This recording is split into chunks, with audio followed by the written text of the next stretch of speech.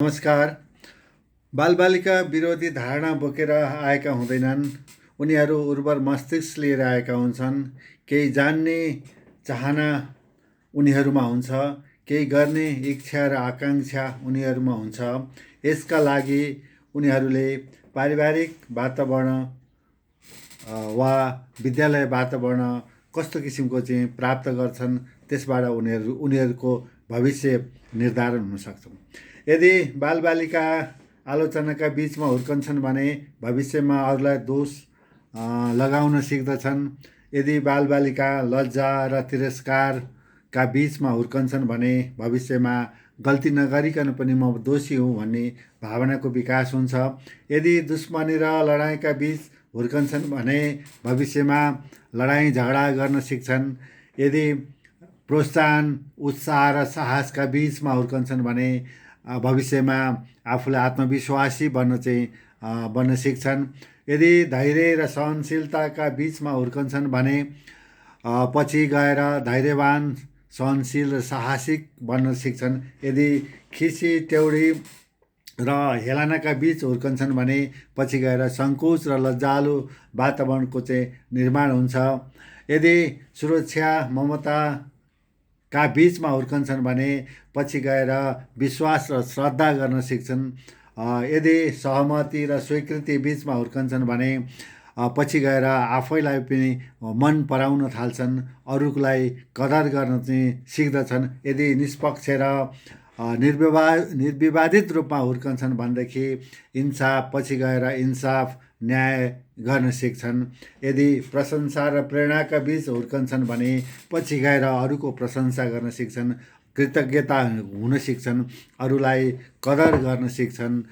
यसरी बालबालिकाको चाहना बुझेर सोही अनुसार उनीहरूको भावनालाई चाहिँ कदर गरेर अगाडि हुर्काउने हो भनेदेखि, उनीहरूको परवरिश गर्ने हो भनेदेखि, उनीहरूको इच्छा, आकाङ्क्षा र चेतनालाई जागृत गराउने हो भनेदेखि स्वतन्त्र रूपमा उनीहरूलाई प्रभावित हुन दिनु सक्नुपर्छ। आफ्ना विचार, आफ्नो धारणा, आफ्ना चाहिँ आकाङ्क्षाहरू उनीहरूमाथि लाद्नु हुँदैन। उनीहरूको भावनालाई चाहिँ कदर गरेर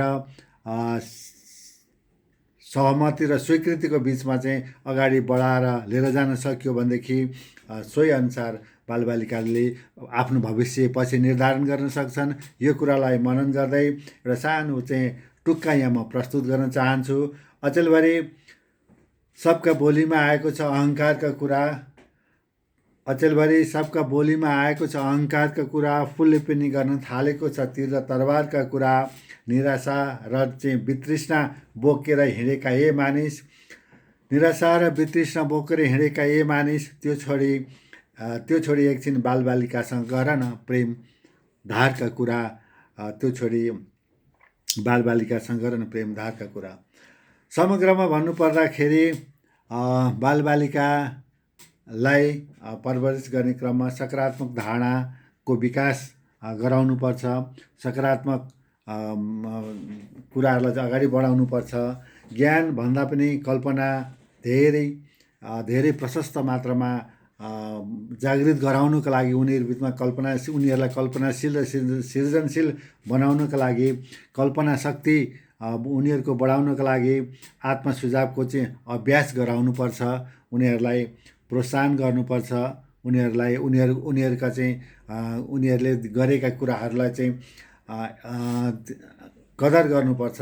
यसो गरेका खण्डमा बालबालिकाले धैर्यतापूर्वक आफ्नो धैर्य र लाई स्वीकार गरेर चेतना र त्यागलाई चाहिँ अगाडि बढाउन सक्छन्।